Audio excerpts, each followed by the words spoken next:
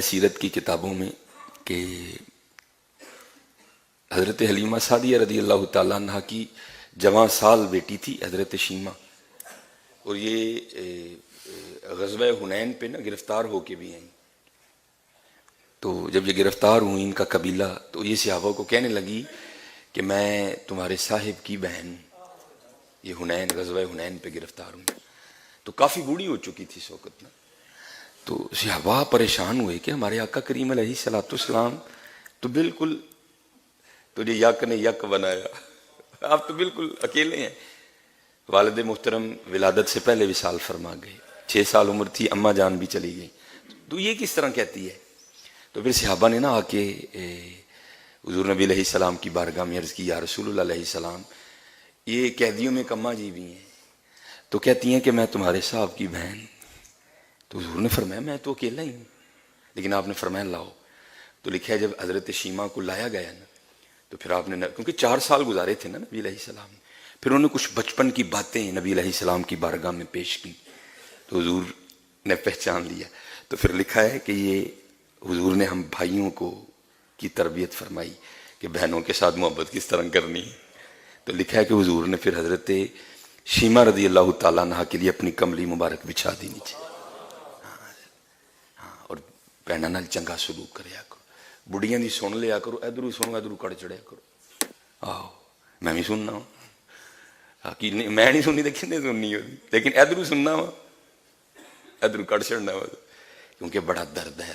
بھائی میں تربیت کرنے بیٹھا ہوں نا، میں کو تمہیں کہ نہیں جی میری بیوی تے میں نہیں، یہ ہر گھر کی سٹوری ہے حضرت، یہ ہر گھر کی سٹوری ہے.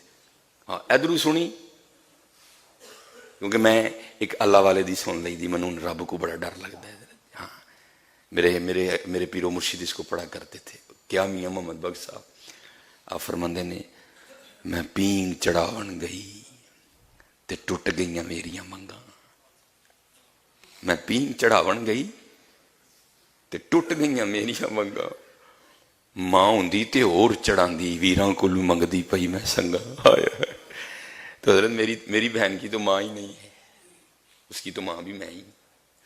جی میں نہیں ہوتی سننی تو کھنے سننی ہوتی ہے.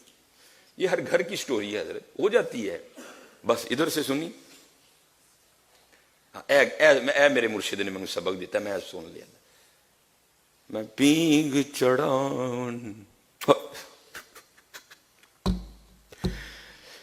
میں پینگ چڑھاون گئی تے ٹوٹ گئیاں میریاں ونگاں، ماں ہوندی تے اور چڑھاندی، ویراں کولو منگدی پئی میں سنگاں.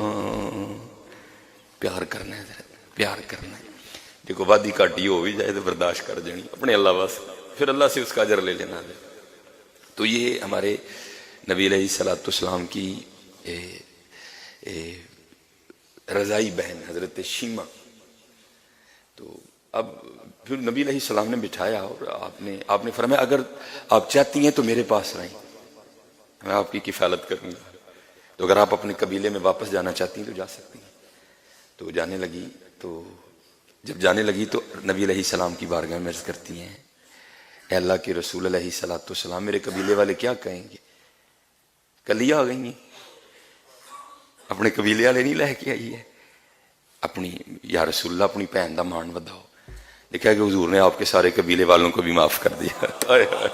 یہ تربیت دی ہے. جنگی قیدی تھے سارے. عرض کی تھی حضور بہن دا مان وداؤ، میرے قبیلے والے کی آکھن گے کلیاں آ گئی ہیں. نبی علیہ السلام نے فرمایا سب کو چھوڑ دو. تو یہ ہمارے نبی علیہ السلام تو تھے ایسے نا، بس جس نے ایک بار دیکھا بس دیکھتا ہی رہ گیا.